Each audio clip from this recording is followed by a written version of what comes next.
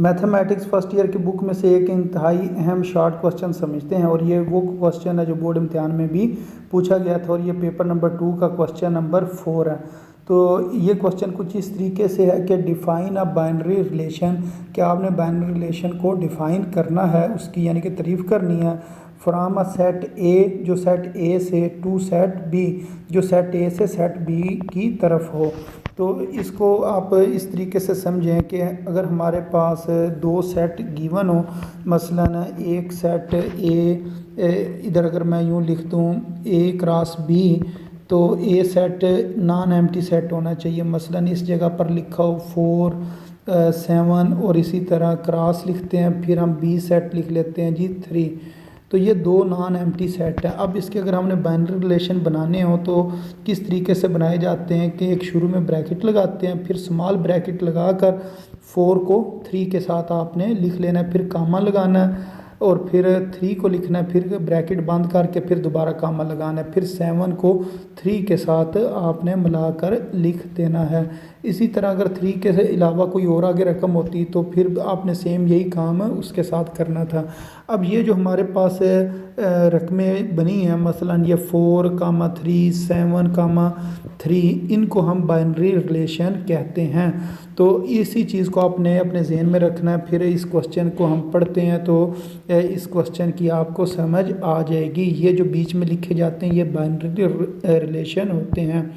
अब वो कह रहे हैं लेट ए एंड बी, अगर हमारे पास ए और बी दो नॉन एम्प्टी सेट हों, जैसा कि मैंने ए और बी दो नॉन एम्प्टी सेट लिखे थे। सेट ए में 2 रकमें थी और सेट बी में 1 रकम थी। ये मुख्तलिफ भी हो सकती हैं, ज़्यादा भी हो सकती हैं।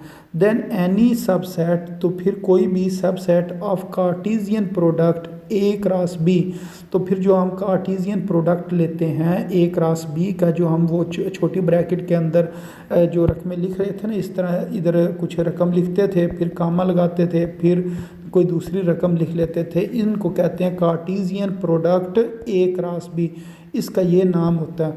तो इनको हम क्या कहते हैं कि फिर हम जो subset of Cartesian product A cross B जो होगा वो क्या कहलाएगा जी, is called a binary relation, वो बाइनरी रिलेशन कहलाएगा। और इसको हम यूँ भी कह सकते हैं, और simply a relation from A to B, तो इसको हम रिलेशन ए से बी की तरफ भी इसको हम कह सकते हैं।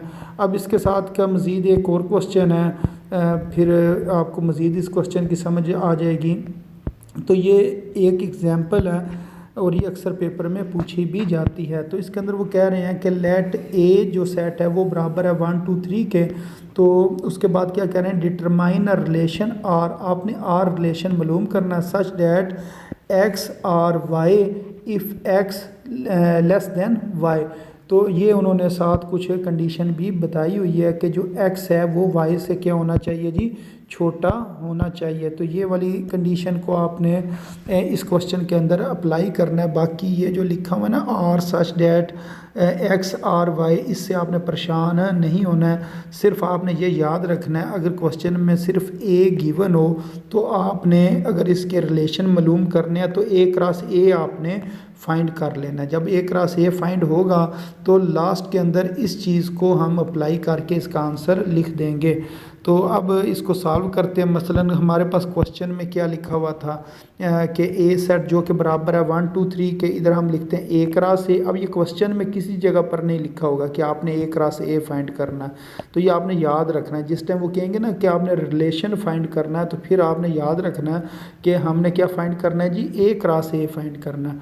तो सिर्फ ये एक ही क्वेश्चन है इस तरह का जो जिसके अंदर ये थोड़ा सा समझने के अंदर जो गलती लगती है कि इस क्वेश्चन को किस तरीके से सॉल्व करना है। तो ये आपने याद रखना है कि ए सेट दिया होगा और रिलेशन का अगर उन्होंने कह रहे हैं तो आपने ए क्रॉस ए फाइंड करना है। तो फिर ये ए क्रॉस ए की वैल्यू आपने लिखी, फिर आपने इस 1 को अगली तमाम टर्म के साथ मिला कर लिखा, मसलन 1 1 1 2 1 3, फिर 2 को आपने तमाम टर्म के साथ मिला कर लिखना है, 2 1 2 2 2 3। फिर इसी तरह आपने जो 3 है इसको अगली तमाम टर्म के साथ लिखना है, 3 1 3 2 और 3 3, ये 3 1 3 2 और 3 3 ये आपने लिख लिया।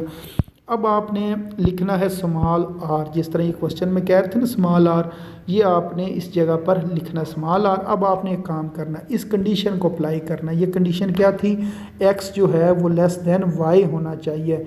तो इसका मतलब ये है कि ये जो ब्रैकेट होती है, ब्रैकेट में पहले हम एक्स लिखते हैं और बाद वाला क्या लिखते हैं, वाई।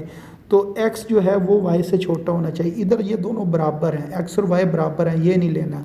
इसका जो x है ना वो y से छोटा है, ये भी ठीक है। इसका x y से छोटा है, ये भी ठीक है। इसका जो x है वो y से बड़ा है, ये भी नहीं ठीक है। x और y बराबर हैं, ये भी नहीं ठीक है। और ये x जो है ये y से छोटा है, ये ठीक है। इसका जो x है वो y से बड़ा है, इसको भी आपने नहीं लेना है। इसका भी x y से बड़ा है, ये भी नहीं लेना।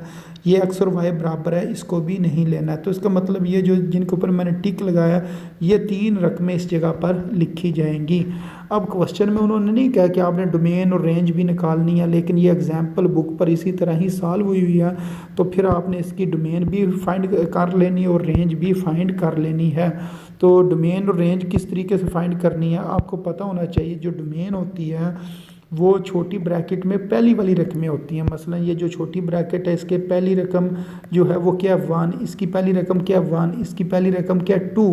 तो हमारे पास 2 नंबर आए हैं 1 और 2।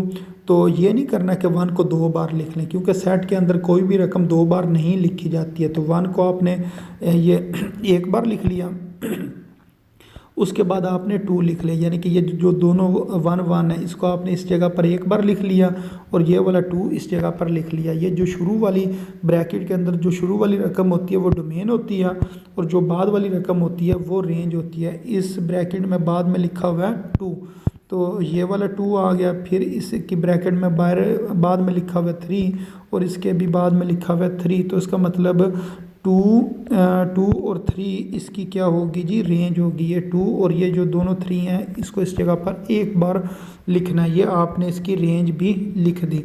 तो इस क्वेश्चन में सबसे पहले आपने क्या किया, A क्रॉस A फाइंड किया, फिर ये आपने इसके बाइनरी रिलेशन बना लिए, फिर इसके अंदर आपने ये कंडीशन चेक की। ये जो ऊपर कंडीशन है, इस कंडीशन के मुताबिक हमारे पास ये जो 3 रकमें हैं ये आती थी। इन 3 रकमों को आपने इसके अंदर लिख लिया। मसलन ये जो सेट है जो स्मॉल आर है वो लिख लिया। फिर आपने डोमेन ऑफ आर फाइंड की, फिर आपने रेंज ऑफ आर यानी कि स्मॉल आर इसको फाइंड कर लिया। तो इस तरीके से इस क्वेश्चन ने सॉल्व होना था। तो उम्मीद है आपको इस क्वेश्चन की समझ आ गई होगी।